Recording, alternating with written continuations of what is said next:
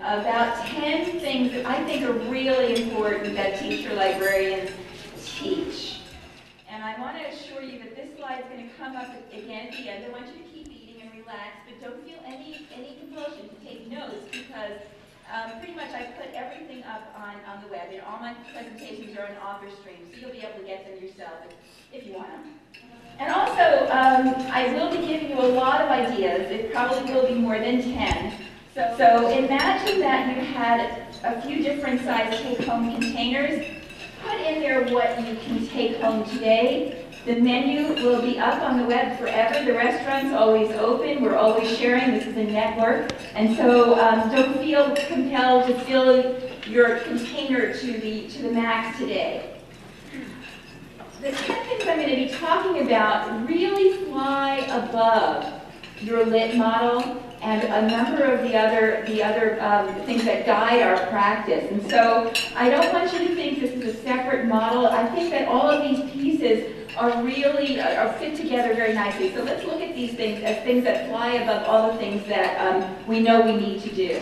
Like NETs for students. We need to address ISTE's NET standards for students and teachers and administrators.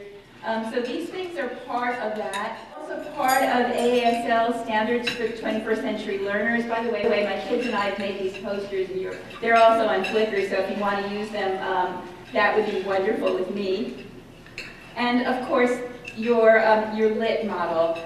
And so what I want to do, and this is a little bit of a poster that you're welcome to grab as well. This is going way faster than I thought. Okay, so on my website, I've got this mission. And this is a little bit of an edit, as Mike's probably already told you, from AASL's mission. The goal is to ensure that learners graduate as competent, critical, and ethical users and producers of ideas and information. That's really what I want to produce in my library.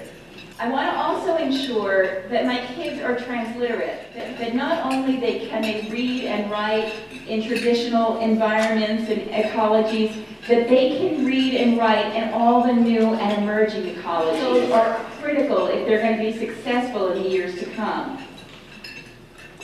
And so I also want to think about how to thoughtfully use all the new tools that are becoming available to us. How can we harness them truly for learning? And I think that we play a really important role above the disciplines, across the grade levels. The work that we do is really important. And it's also important that we do this work immediately, because I think that if we don't, we may be running out of time, and we may lose a really fabulous opportunity to prove to the universe what a teacher librarian can do. So today what I'm going to do is talk not about those big things that are in the standards, but about those very granular things. What does it look like? I graduated from library school in 1976.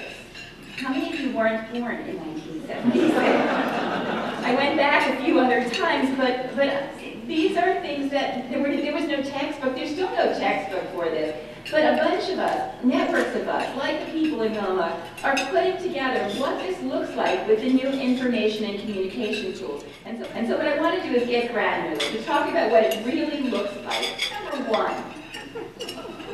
Thing number one is the notion of a digital footprint. What does that look like? So Mike Gribble is one of the experts in digital citizenship, and he's isolated 9 things that our kids need to know about digital citizenship. I'm only going to focus on 1 or 2 right now, and those are the ones that I think are the most important for us as teacher librarians. So one of the things that I teach, and I think it's important for us to teach from K to 12, is what is your academic digital footprint? I think resumes are really so 90s. Are school districts really seriously looking at what portfolios are? And it is so possible now for our kids to keep the good work that they do from the very beginning. Public is the new default, and I have learned more in the last 2 years talking to strangers than I have in my 57 years on earth. Can be really good for kids. We have to do it thoughtfully and carefully, but it can be really good. The average kid, this is an interesting graphic, the average child acquires an online presence courtesy of their parents at 6 months of age.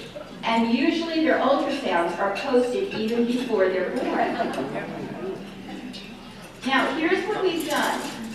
By hiding the good work our students do, we have pushed their own photographs and their own negative behavior to the forefront of their footprints.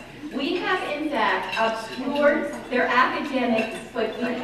We hid their names, their science projects are not online, and the only thing we get are the images they uncarefully post themselves. And I think that really skews who our students are and their opportunities. So I want to start thinking about what is, and this is Helen Barrett's work, what is the opportunity from kindergarten to 12th grade of a lifelong, and beyond that, of a lifelong e-portfolio? How can we start kids thinking about keeping their best work and displaying it and sharing it with audience? We need to teach kids how to manage that footprint, because right now, anybody in an admissions office and recruiters in HR departments are basically looking at social networking sites for kids. I want those people who hire and admit my kids to see their best work, not that picture I showed you just a minute ago. So how do we work on safety and privacy with kids? We need to teach them how to search themselves, and not only teach them how to use people search tools. Before my students apply for college in their junior years, I have them search themselves in people search tools. One of them is people, and you can look at this and immediately see where I live, how old I am, and if you were able to scroll down below, you'd see every one of my social networking profiles, everything I've published, my blog posts, and images of me that some of them are not happy, my friends put up. But I can tell my friends to take those images down. And this is an important digital citizenship. Another tool like Social Mention, I'll just go through some of these quickly. These are tools you can use to search yourself and to have your kids and your teachers search themselves as well. Not to obscure it, but to manage their digital reputation. This is just another one. There's a bunch of them out there. Another thing Google has made it easy to do is to create Google Alerts. But now you can actually set up a me on the web, so anytime something comes out about you, it's pushed to your email as an alert.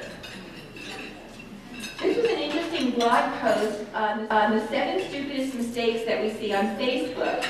Are you talking to kids about their Facebook presence? And can you see a way to work this into a PTA meeting or a conversation with older students or any students who have Facebook accounts? There's a lot of these resources, and you can get them all in the slideshow, but just one of them is this Good Parents Guide to Facebook, which I've seen. And this chart is a really good way to begin a conversation with kids on what type of information do they want people to see on Facebook, and what type of information would they prefer to keep quiet. Because a lot of kids haven't done any thinking about this stuff.